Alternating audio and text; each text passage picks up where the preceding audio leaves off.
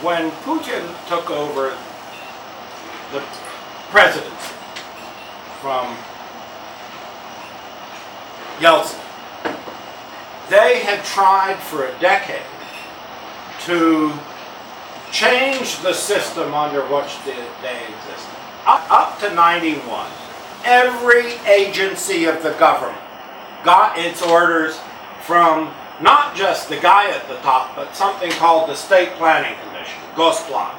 This gave specific orders to every one of the silos that made up this immense Soviet bureaucracy. Suddenly, the coordinating body was removed, and the next day they were expected to get their orders from a parliament that had never existed. And of course, it didn't quite work. Putin's conclusion was not that it could never work,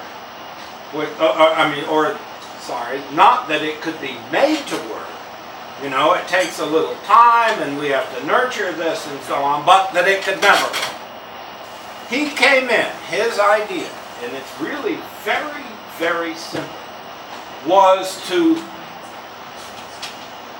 recreate in his office the functions of Gosplan, the State Planning Commission. In other words, think of it in Washington terms. Here is the Congress, the executive, and the legislature all in one office. And we're going to give marching orders to all the key divisions of the state, including the military, the economic, you name it.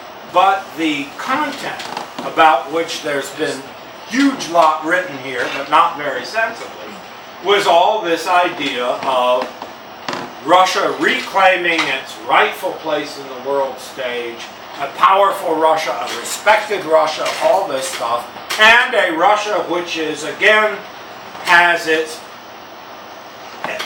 preferred area of influence, namely the former Soviet Union.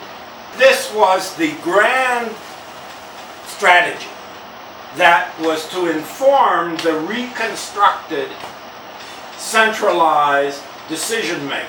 He has bet the farm on this. This is not just something that he'll try today and maybe tomorrow he'll come up with some new policy, some new strategy. He has absolutely bet the farm on this strategy.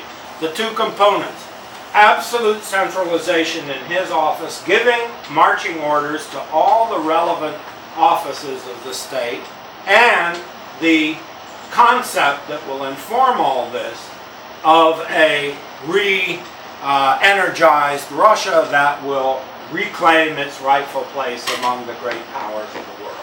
They didn't get over it. They were, frankly, angry.